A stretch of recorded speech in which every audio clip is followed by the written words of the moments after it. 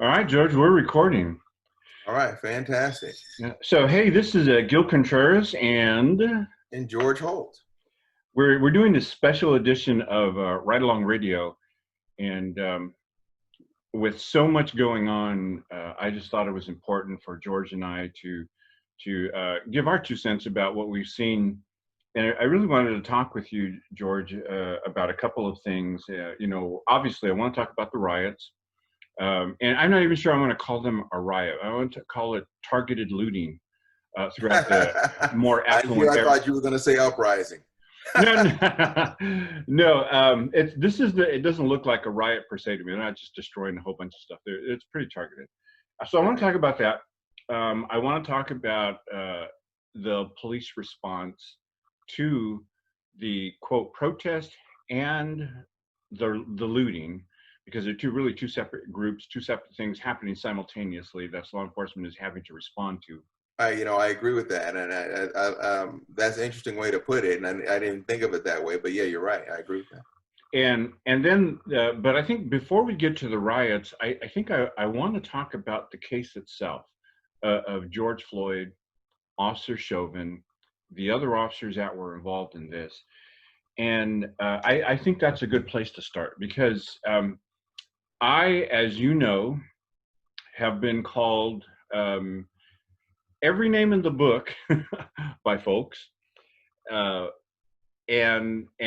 mostly police apologists. I've been told that there's not a use of force that Gil doesn't like. And while that may feel correct to people, especially the ride along radio people, Right. I'm not sure if they really know, my media background. And this all began years ago with a show called Cop Talk.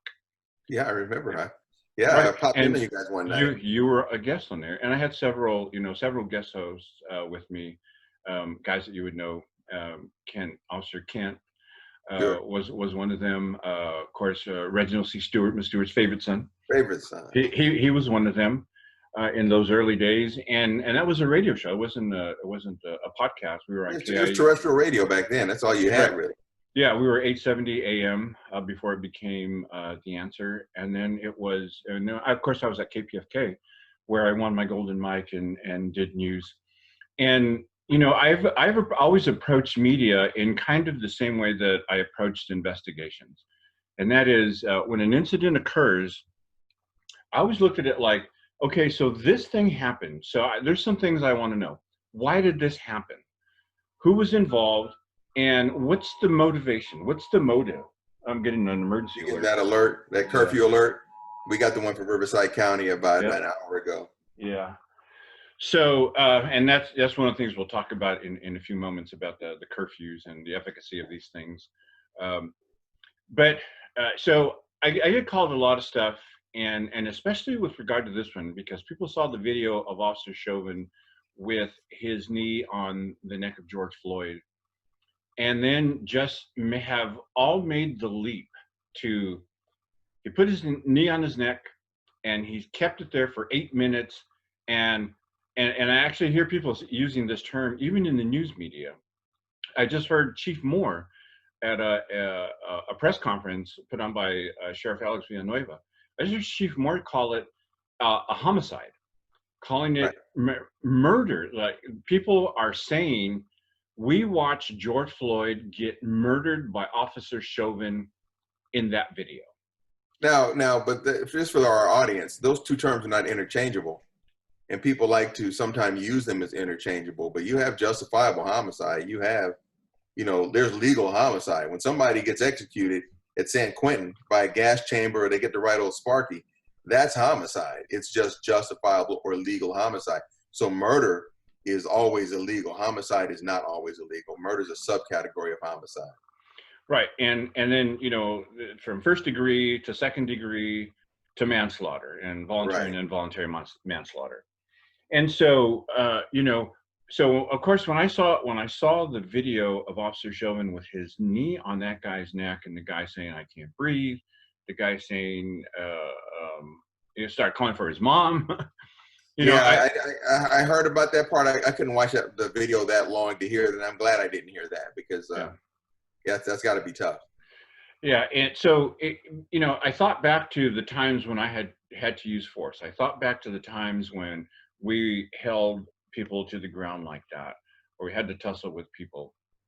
And so, rather than have an emotional response to the video that I was watching, there was a couple of things I wanted to know because I saw that almost immediately.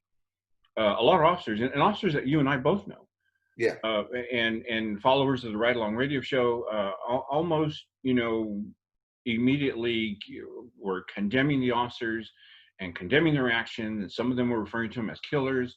Some of them were. People who don't normally take that approach, by the way. That's right. You don't Yeah. generally see officers jump on a bandwagon like that. Right. And I was a little bit surprised to see it, quite frankly, because as a trained investigator, I looked at it and I thought, okay, so there's a couple things I want to know before I call this guy a murderer.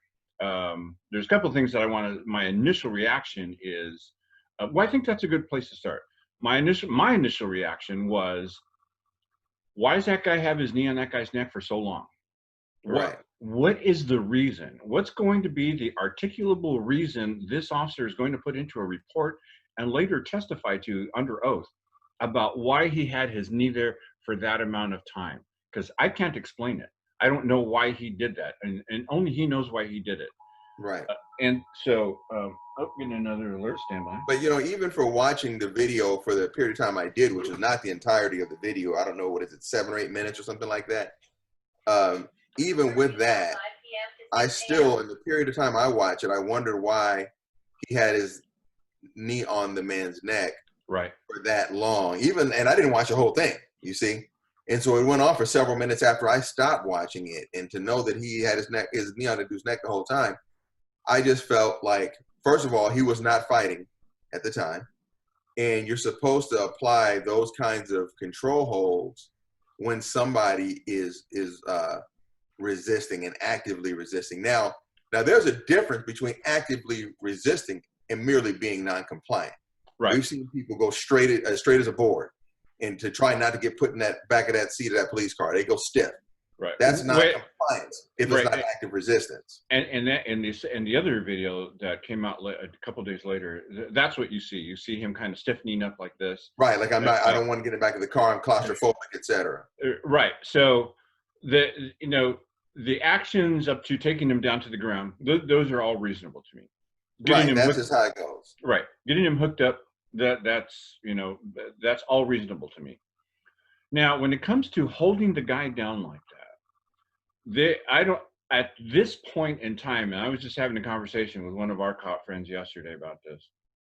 At this point in time, I am not able to say, I do not have enough facts to know whether that decision to hold that guy in place for that long by 3 officers, not just Chauvin, but there was 2 other officers further down. Let's talk about the reverse angle in a minute. Right. So I don't know why they all collectively decided, or Chauvin decided, because later, as time went on, one of the other officers, whose name is Lane, if you read the what do you call it, the ME report, he asked, "Do you want to parole this guy on his side?" Chauvin says no. He says, "Well, I'm kind of concerned about excited delirium," and then he said, "The guy's not really moving," and so Chauvin, and he looks like he was the senior officer at the scene there. Right. Like he's the oldest guy. So he says, "No, we're just going to keep him right where he is," and they decided they're going to keep him there until the paramedics got there. So at this point, I don't know why that decision was made. I don't know why Chauvin made that decision. Obviously, it wasn't a good decision. But clearly, if you read the ME's report, I came to find out that, number one, the knee on the neck is actually in policy for that department.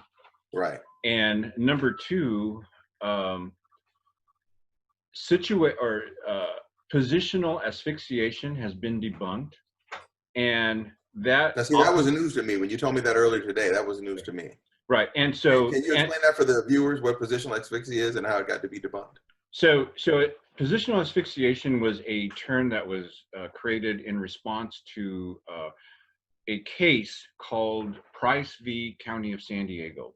Sheriff's Department down there responded to a 5150 kind of call, And the guy, acted funny. They let him get in his car and drive away. After he drives away, he's driving kind of erratically, so they decide to stop him, make second contact with him. During the second contact, they get into a fight with him, and apparently that was a real fight. That wasn't just stiffening up, passive Right. resistance. That was all-out battle. And so they fought with the guy. They got him down. They held him down, and they hogtied him. And so the argument of the defense was, because he was hogtied and because the officers were putting the weight on him, that it was positional asphyxiation based on a study. And it's actually on my Facebook page. I actually posted it there. And I want to give Dave Blake the credit, because he's the one who posted it on his page, and I saw it, I read it, and I thought, wow, this really does, because early on, a lot of cops were talking about positional asphyxiation. Sure, that was drummed into all of us for years. Right, and the officer is choking that guy, and I saw somebody write, if you put your knee on somebody's carotid for 8 minutes, of course they're going to die, duh. And I was just surprised that cops would say these. Not on one side. Right. You got two carotid arteries. That's not how the neck works. I was very surprised to see some of the responses from trained cops, about that. And so, but what the Ninth Circuit decided in Price v. San Diego County, what they decided was that there was another study done, and the second study actually confirmed that the first study was the methodology was not tainted, but it wasn't accurate and produced false report.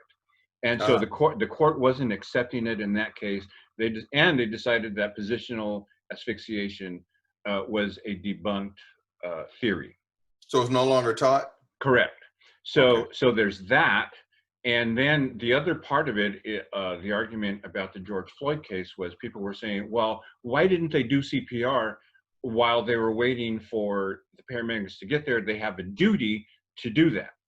Right. And in the Ninth Circuit, in the Price case, also decided in their decision, they said that a police officer, even if he is trained in CPR, that he does not have a, quote, duty, close quote, to perform that. That the only thing a police officer has a duty to perform is what they called common. Can you turn that phone off, please? They have a duty to perform what they called common medical procedures.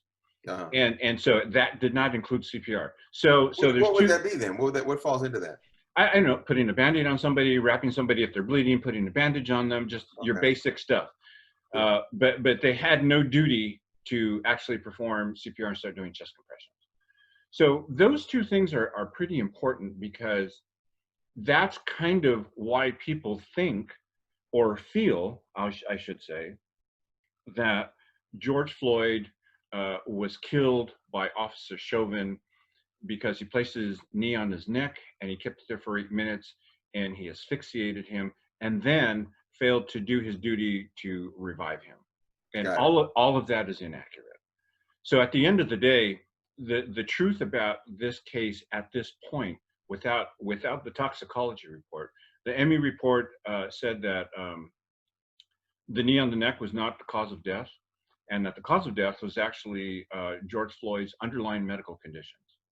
And so we don't know what the toxicology report's going to say, but if it shows under the influence of a stimulant, that coupled with the underlying medical condition, which were exacerbated by his contact with the police, is what killed him.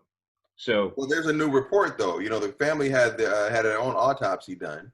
Right. And that autopsy is listing the cause of death as homicide by asphyxiation. Right. So, you know, the thing I want to say about, quote, expert witnesses, close quote, and I don't know if you've ever done it before or not, but whichever side hires the, quote, expert witness, sure, they're the side that's right. Sure. So I understand the family did that, and it's just standard procedure. And of course, the findings are going to be different than the medical examiner. But then, you know, it could be argued that the medical examiner for Hennepin County, where Minneapolis is, also had incentive to maybe not come back with a cause of homicide, because who knows, local politics, horse trading, or whatever. There could be pressure there in that direction too. Yeah, it's unfortunate, but that's why private autopsies exist. It's possible, but private autopsies are done when they don't like the results of the real autopsy. Right. or the official autopsy, I should The say. official autopsy, right. Right. When they disagree, well, I don't want his cause of death to be that. I want it to be this. So I'm going to find me a doctor Sure. who's going to say that. Of course. So, So, um, will they list the officer's actions as contributing factors? That's the question, right? When it's all said and done. Now, I understand Mr. Floyd's health conditions, but will they say that the actions the officers took led or contributed in a significant way to his demise? And the fact that they're already in custody and have been charged, well, not they, but Chauvin is in custody and has been charged already, leads me to believe either he made some statements that were that either incriminated himself or were inconsistent with what we saw in video, or there were things that came out of that where the policy is not going to save him, because people don't understand that knee in the neck is in policy. That goes a long way towards shielding him from criminal exposure, right. because he was doing That's what he was exactly trained to do. that's exactly right. And because of that, uh, uh, if he has an answer for why did you do that for that long, if his answer is quote reasonable close quote, the court has to accept that. And I'm saying I don't know if it was reasonable or not, because I don't know why he did that. Well, we don't know what he said, right? Right, that's right. And I tend to think that the reason he was charged so quick was just like the Freddie Gray case. People were calling for heads. You look what you're seeing right behind me, and Exactly. Look over your shoulder. yeah, oh yeah.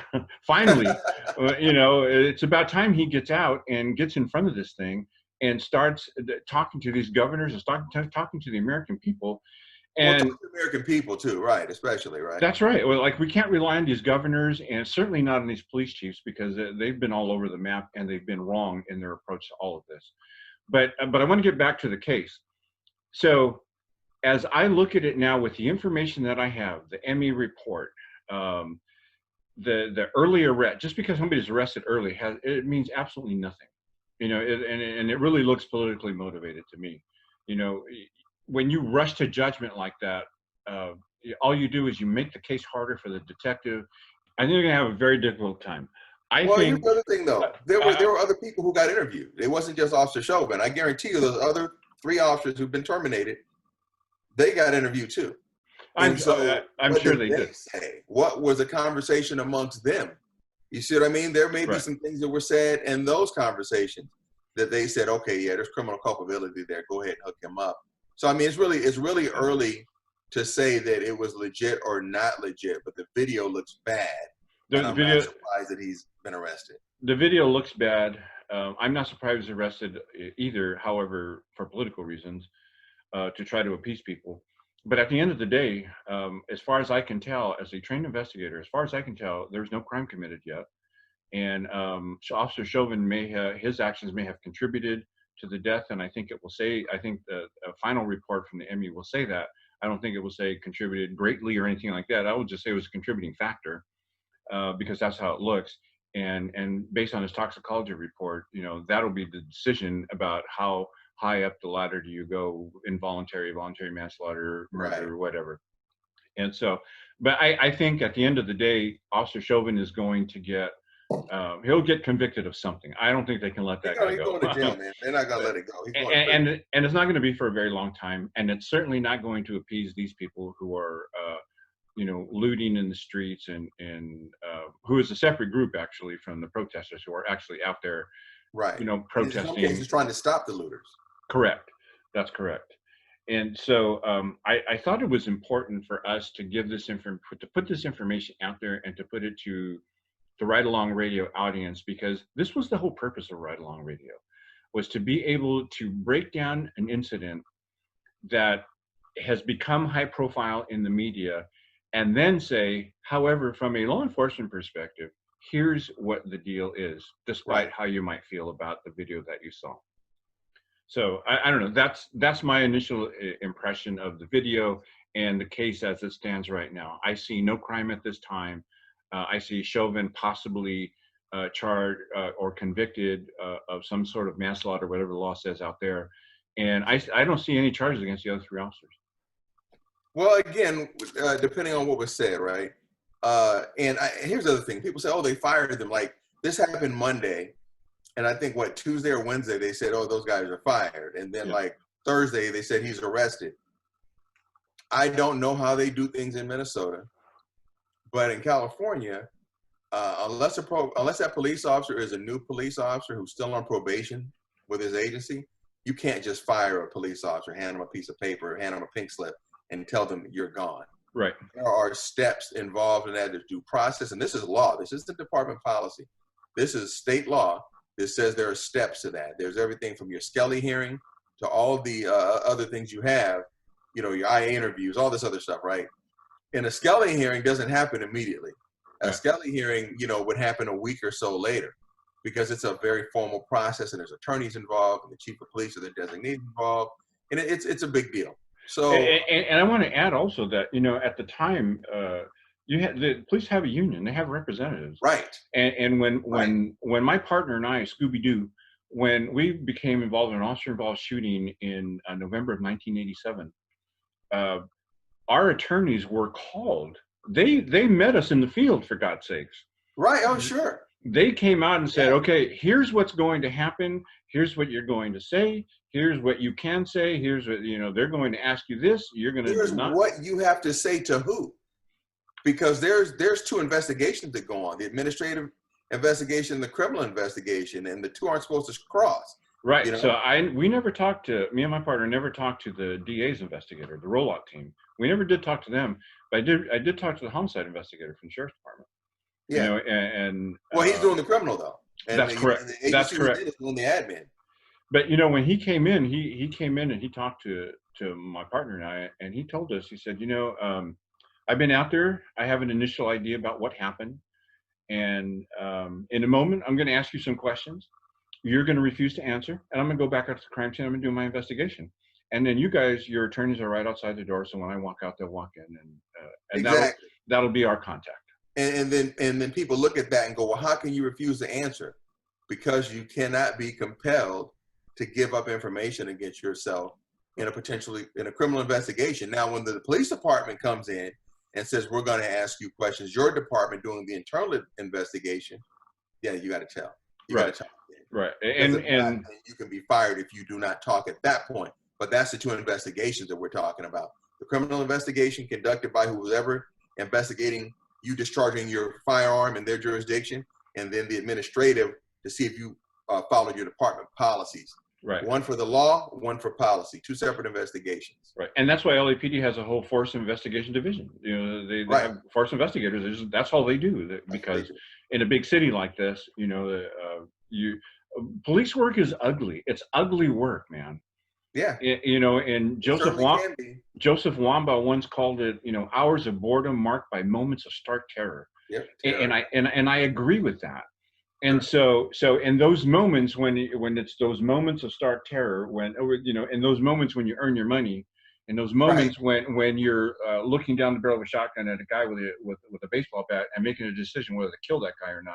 Right. You know, in that moment, you know, everything, that's where the payoff comes. In your training, your background, your disposition, and your willingness to think. You know, I just had this discussion with my daughter on Saturday. She's, you know, we're talking about the incident at 105th and Compton where I faced a guy with a baseball bat, and it was probably the closest I ever came to killing anybody on the street. Hmm. And I told her, she said, Dad, in that moment, what did you think when you saw the guy and yelling, "I'm going to kill you, I'm going to kill you"? And I had told her, you know, the first thoughts, and they happened in a flash, but the first thoughts were my academy training. Believe it or not, my academy training. Check your background. I look past the suspect. Background was solid. And then the next thing is what I'm about to do, and I'm looking at him. I already have a round in the chamber. I'm looking at him, my fingers, you know, ready to go. And the other thought was, is what I'm about to do legal? And at the time, in that moment, I thought, he's a threat to me here, but the moment there's forward motion, that's the threat to my life. Right. That's when I'm going to pull the trigger. Right. And I, you know, thank God, I don't know, a guardian angel, his, mine, the Lord, Jesus, I don't know what it was, but as going through all this in my head, as I'm looking at him over the barrel of my shotgun, I actually said this to myself, this is my guy. This is him. This is the guy that I kill in the line of duty, standing right in front of me, right here, right now. This is how it goes down. That's Yeah. right. And you know what, George? I was not afraid. I was not going to hesitate. I knew that I was going to blast that guy right in his chest with a 12 gauge round. I knew I was going to do it, and I knew that if he gave me the forward motion, it was going to be legal, and I would have to live with it. You know what, Gil? He probably knew too, because I know the guy you're talking about. Mm-hmm. I dealt with him a few times. He was a veteran, had been in the Marine Corps as an artillery guy. That's I right. remember having a conversation with him about it one day. Vietnam vet. Yep. And that guy was, he was a guy who had mental problems, to be sure, but he wasn't an idiot. And so he probably saw in your eyes that you were getting ready to do it. He believed that you were getting ready to do it. And something kicked in and told him, yeah, not today. He's not playing. Because I'll tell you, his face went from snarling, yelling at me, "I'm going to kill you! I'm going to kill you!" And it's, I could hear people behind me. They sounded far away, but right. I could hear him saying, "He's gonna kill you, Red! He's gonna kill you!" And a second car pulled up on my right hand side, and it was Diana Chumley and Chris Sanford. Oh, Chumley. They pulled up on my right side, and I was with Eddie Cole. Eddie Cole was driving. I was the passenger. I jumped out with a gauge. Yeah. The call we got was 415 gang fight, 105 in Compton, and we got there. We see this big dude in a white T-shirt swinging a baseball bat around, chasing people. Yeah. And so we thought, well, there he is. We drove right at him, jumped the curb. Eddie drove right at him, and he backed up, and then he took this position, and the rest, went down like it did. Yeah. But it's so funny because I remember looking at the guy, having all these thoughts that I just told you, and Diana Chumley gets out of the car, pulls her gun, and is pointing over the driver door of her vehicle, and I could hear her voice, and I swear to God, it just sounded so funny to me, because all I could hear was, "Drop the bat, drop the bat." Right. And in those moments of crisis when all your senses are moving 100 miles an hour, it's odd to me now that in that moment, that's what I heard, and it actually struck me as funny. Like, I couldn't believe that's how she sounded to me. I'm sure she didn't actually sound like that, right? But my audio was it was modified. What I was hearing, right? Auditory exclusion. Correct. Well, but that's the very reason they have in cockpits of fighter planes, there's a warning system that tells pilots to pull up. Right. If they get disoriented and they start heading toward the ground too quickly, there's an automated voice kicks in. They call her Bitchin' Betty. And she says, pull up, pull up. And the reason they use a woman's voice is because in times of stress, for some reason, men, and fighter pilots are overwhelmingly male still today, react and can pick up the sound of a woman's voice, even under stress, even under auditory exclusion, etc. So it's no coincidence that there was a female officer's voice that you heard, because there's been studies on it. That's interesting, because I never heard my partner, who was just on the other side of the car. He's got a louder voice. I never heard Chris Sanford. Right. But I heard Diana's little squeaky of a little voice. Yeah, I'm telling you, something about it, man. It's something about the way we're wired. But I'll tell you, whatever it was that came over him in that moment, his face just went from snarling to confusion. It just dropped. His face just dropped. And he looked confused to me. And I'm looking at him, and then he just dropped the bat. He just dropped it. And I went from shoot to no shoot in a fucking just like flash. That, sure. In a flash. And this is how it felt to me. I'm looking at the shotgun. I'm having all these thoughts. Drop the bat, drop the bat. I'm looking. I'm ready to pull the trigger, and then he drops the bat, and it felt like this, George. That's how I felt. I felt like I went, whoa. Don't shoot the dude now, right? Yeah. But Gil, you just described the we used to say escalation of force, right? But escalation is in one direction, up. Correct. But now we understand that it's a continuum, because you can go up or you can come back, right? And that's what you did. You backed off that escalation. And that's what those officers in Minnesota should have done once George Floyd was no longer fighting, once he was no longer resisting. We should have seen a change in what they were doing based on what he was doing. That's right. So either in Officer Chauvin, he didn't have that moment right. that I did, or he just didn't care. Or he didn't. That's the thing. Or he didn't know. He wasn't able to comprehend the seriousness of what the suspect was saying. Because I'll just tell you, in those moments when I've had to help take a person to the ground, get into a fight, take persons to the ground, or multiple people, hold back a crowd. When you're in that situation, you make mistakes. You can, You sure. say things that you shouldn't say. You say them in a way that you shouldn't say. That's probably not within the policy. but Right. it's an area where you can make mistakes, and so I don't know. That's why I said at the beginning, and I'll say it again, that the reason I haven't condemned the officers in the way that I've seen other cops and police chiefs do, the reason I haven't is I don't know why Chauvin did what he did for that long. I just don't know what the Well, answer is to that. we'll see, and I have to give you credit for that because you've also said what I see doesn't look good. Right. But, and then you go into that. And so for people who say that your default position is that you're always going to apologize or try to cover for the police, I have seen you not do that. This is one of those instances where you say, yeah, this looks bad. Mm-hmm. Having said that, there are pieces to the puzzle that are missing. Okay. That's And right. that has to do with your background as an investigator, investigative journalist, etc. But you were willing to say, and did say many times, it doesn't look good. Yeah, it doesn't look good, and quite frankly, I was stunned to find out it's in policy. You know. Yeah, but see, okay, so the knee on the neck is in policy, but is 8 minutes in policy? You know Well, what I mean? I don't think there's a, that's where the officer has the discretion, and I think that's what. Well, yeah, Well, yes and no. I think that's where people forget that the officer has, the officer can only respond to what's unfolding in front of him as it is unfolding. Right, this is true. And we can't ask them to do anything more than that. But in California, see, and this is the problem, is that we cover all these nationwide stories, and we're speaking from a California perspective. Correct. But there's a lot of commonality when it comes to police use of force, et cetera, right? In California, the law, so if I was a citizen, Joe Bob, trying to protect my burger store or my burger stand, and I was arresting somebody who was breaking in, I could use the force that was reasonable to detain that person, right? To effect that arrest as a citizen. But a police officer is only supposed to use the minimal force needed to overcome that person's resistance. So the expectation is we have training, we have equipment, we have other people working with us usually. Right. And so we're expected to use the minimal amount of force necessary.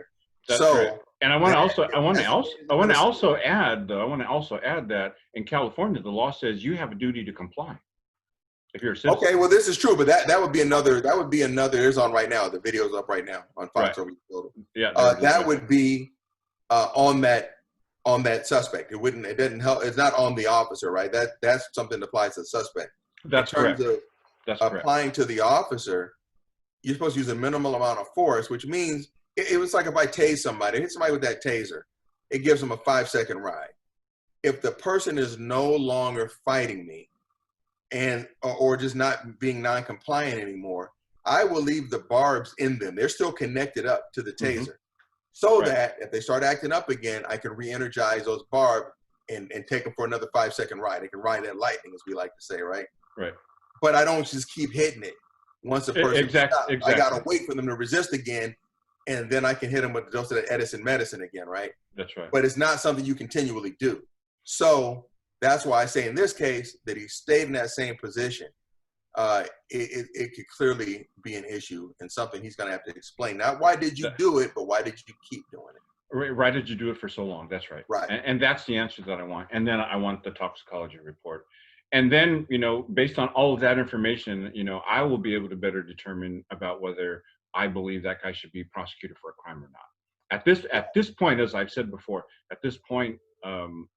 based on the information that's publicly available, I just don't see a crime. Okay. So let's switch gears, though. So that's the incident itself. But as you can see behind me there, I see smoke, and there are people gathered. And of course, they're back in Santa Monica today. This is apparently in Van Nuys behind me. The quote. Well, they went back to Van Nuys. They were in Riverside 2 minutes ago.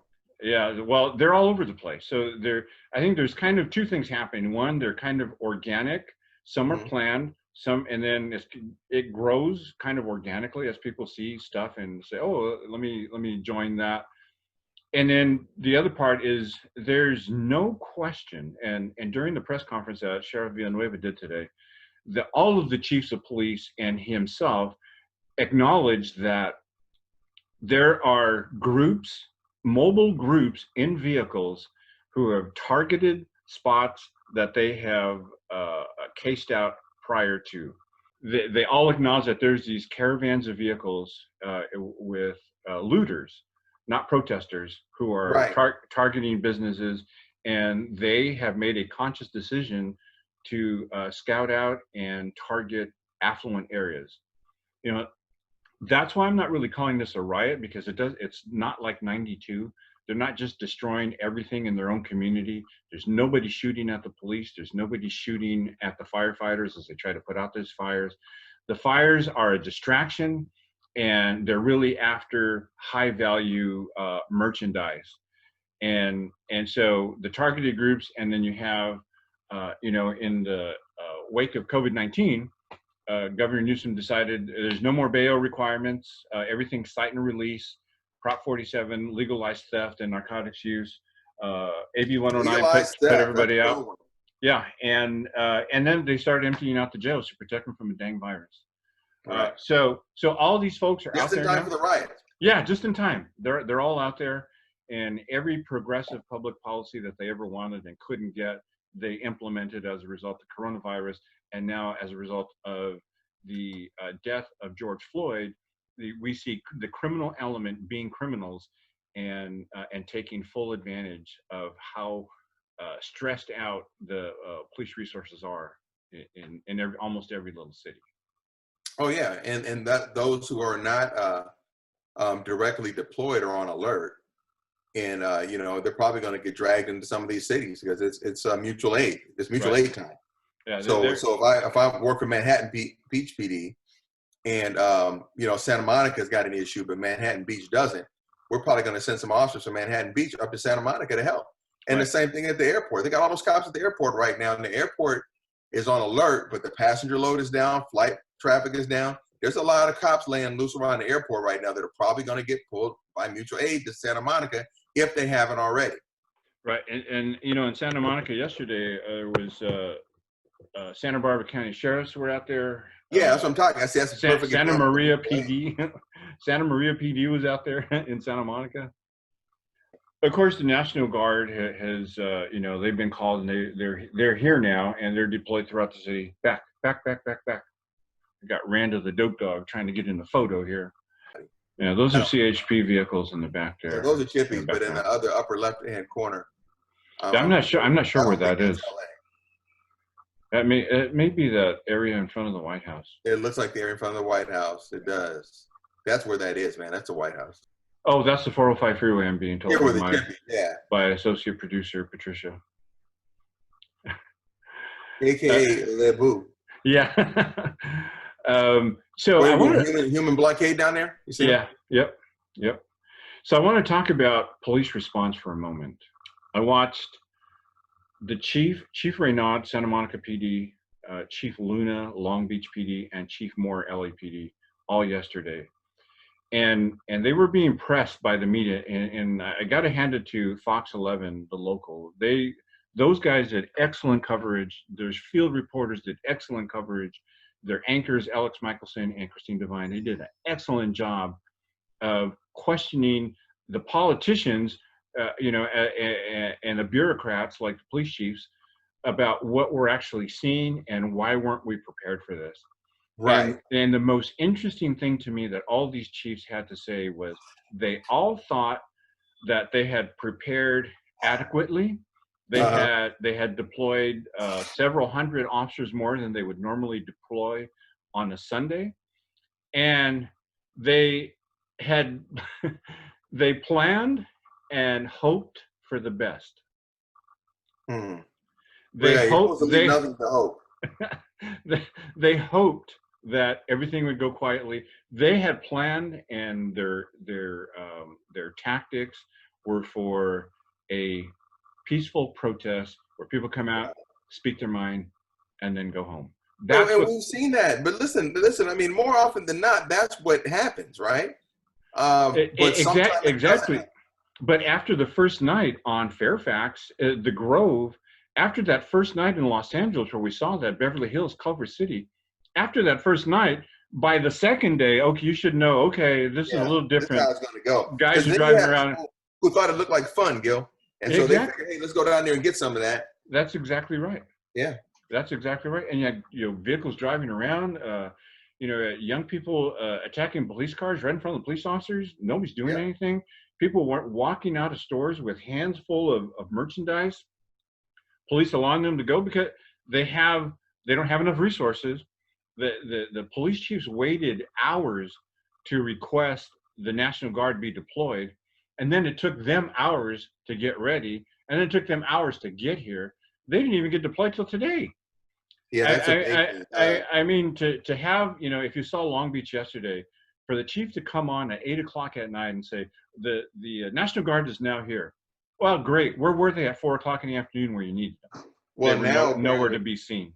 the president is said he's going to mobilize the military now, That's what, not just the National Guard, not just yeah, federalizing the National Guard, but like getting our military ready. yeah. I think that's the only way to take these cities back. And I'm gonna tell you this: when you allow people, the people, whoever is going to be, to take the cities back and shut this nonsense down, it is not going to be pretty. No, it's not. It's going to hurt some people's feelings. No, it's going to hurt some people. Some people are going to, every time this happens, people lose their lives, right? Every time there's a civil unrest in a major city. Right. So it's going to happen this time too. And I just can't imagine that that's what George Floyd, who of course had no idea this was all going to happen. And, this has been going on for so long, but a week ago today, George Floyd was still alive. I mean, today is the day that he died a week ago. It's only 7 days ago. Right. So, but this seems like it's been going on for a couple of weeks at this point, doesn't it? Or at least it seems forever because we're all at home watching this nonsense. It's like a car wreck. I can't take my eyes off of it. Did you see he made a post about violence in the community? And I don't know when he posted it, but someone posted this. George Floyd put it on his social media a couple of weeks ago, I guess, or something. And the guy was making a lot of sense, and he made a lot of good points. And I just can't imagine that the person who spoke those words would want something like this to be happening allegedly in his name. Right. And I think, his family did a press conference earlier, and his brother is calling. Yeah. They're calling for this to stop. This is his brother made a great point. Not what they wanted. His brother goes, hey, listen, if I'm not wilding out, if I'm not out here tripping, what are you doing? Right. This is my brother, and I'm not out here tearing stuff up. Yeah. Great point, man. I mean, protest all you want. That's beautiful. It's great. It's American. I encourage That's right. That's right. But don't start tearing stuff up.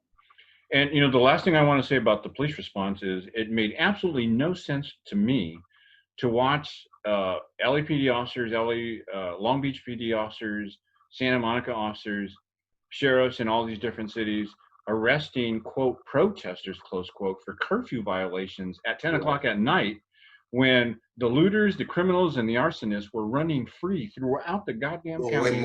Way more. And nobody doing one thing about any of it. You had individual officers here and there making arrests and chasing people down. But for the most part, it looked like to me, and maybe I just don't know, but it looked like to me they've been put in stand down mode. They don't want them using They don't want to incite more violence. The last thing they want to do, I don't know if you saw that in Seattle, where the officer was kneeling on the suspect's neck and the other officer grabbed his pants leg and pulled his knee off of the suspect's neck and put it on the suspect's shoulder where it's a much more acceptable place for it to be for an extended period of time. Right. So they're very much aware of what's going on out there in the media and in cameras, et cetera. And, that's the other component of this is that those officers, again, as you said, Chauvin was probably the senior officer there. And those guys are looking up to that guy because he's been around, he's been in a bunch of stuff. He knows a lot of stuff they don't know yet. They want to be him, right? So well, I don't know. I don't know that that's true. I don't know if they want to be him, but certainly I'm saying if you have less time. Junior officers look at senior officers like that guy. They want some of the knowledge that guy has, and they want to learn from that guy, especially depending on what the gap is. If he's a 15-year guy and you're a brand new guy, that guy's the incarnation of the second coming, man. He knows what you want to know, right? He's your sensei. for lack of a better He was term. 19 years old and had a bunch of beefs apparently, and been in a Yeah, 19 years on the OIS. job. Yeah, Yeah, had been in some bunch of shootings, all that kind of stuff. So they look at that yeah. guy and go, man, that's a gunslinger. I'm going to learn from that guy. So they're not going to Or tell him don't do that. or if that guy says, no, let's just keep him right here. They're If not you're going the to fight against that. 5-year guy, you're just gonna okay. Yeah, you figure, okay. hey, he must know something. I don't know, but everybody's responsible to know department policy from day one to your last day on the job. You're still responsible for department policy. But what I was going to say is that you can't let your fellow officers, and Daryl Gates even said this after Rodney King. He said, I don't know why those officers stood there and let their coworkers, let their fellow officers get themselves in that kind of trouble. And you have to be willing to say something if something's wrong. I have one of my dear friends, you know him, he's no longer with us, but he's a guy who, we were chasing a guy one night. Guy was just really not a good guy. Chasing him, finally catches him, and he had fought with officers and everything. And I look up and I see my partner coming toward this guy with his baton raised above his head and fire in his eyes. And this guy was a guy who was very happy-go-lucky guy, very friendly guy. Everybody loved him. He was everybody's, favorite brother on the department. And I had to stop him. I had to physically stand over the suspect who was already in handcuffs and put my hands up for my friend to stop. And he thanked me for it later, because that's something that could have landed him in prison. Right. Okay. And that's something that you have to be thinking about, man. And then listen, who wants to get dragged into an IA anyway? Yeah. What do you want to get dragged into that for? Say something. Yeah. Say something. Officers have to be, I had a similar incident, but I was still on probation. And one of my FTOs who, you have those legends, those guys you're talking about, that you just want to work. Everybody wants to work with that legend in the back of the room. Yeah. And then you have the other guys who are their own worst enemy, and everybody knows who they are. Yes. And they're like shit magnets. They draw that shit to themselves.